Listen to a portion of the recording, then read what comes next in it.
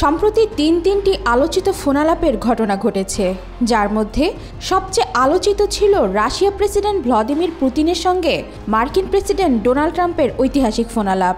এরপরই ইউক্রেনের president Vladimir Zelensky এবং তুর্কি প্রেসিডেন্ট রিসেপ তাইপ এরদোয়ানের সঙ্গেও ফোনালাপ হয় ট্রাম্পের। এরদোয়ান ট্রাম্পের সেই ফোনালাপে তুরস্ক ও যুক্তরাষ্ট্রের মধ্যে কূটনৈতিক সম্পর্ক এবং সিরিয়াকে ঘিরে আঞ্চলিক বিষয়গুলো গুরুত্ব পায়।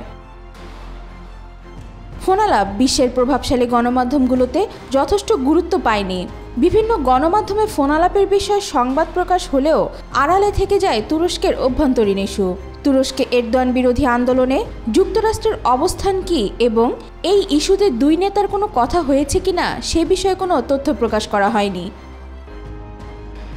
তবে এবার আন্তর্জাতিক বিভিন্ন গণমাধ্যমে উঠে আসলো সেই ফোনালাপে কিভাবে এরদোয়ানকে আশ্বস্ত করেছিলেন ট্রাম্প। তুর্কি টুডে প্রতিবেদনের মতে, কথোপকথনের সময় ট্রাম্প তুরস্কের সদ্য নিযুক্ত মার্কিন রাষ্ট্রদূত টম ব্যারাককে তুর্কি প্রেসিডেন্ট এরদোয়ানের হাতে তুলে দিয়েছেন। ট্রাম্প এরদোয়ানকে বলেছেন, আমাদের রাষ্ট্রদূত শীঘ্রই তার দায়িত্ব পালন শুরু করবেন এবং তিনি আপনার সেবায় নিয়োজিত আছেন। আপনি তার সাথে সরাসরি কথা বলতে পারেন, আর এখানে কোনো মধ্যস্থতার প্রয়োজন নেই। শুধু ট্রাম্প নয়, মার্কিন ধনকুব এলন মাস্কের সঙ্গে উষ্ণ সম্পর্ক রয়েছে এরদোয়ানের।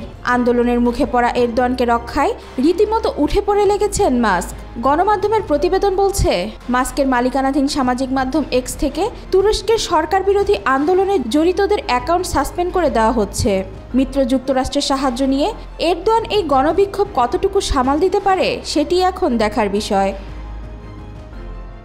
ওয়াহিদা পারভিন, আজকাল।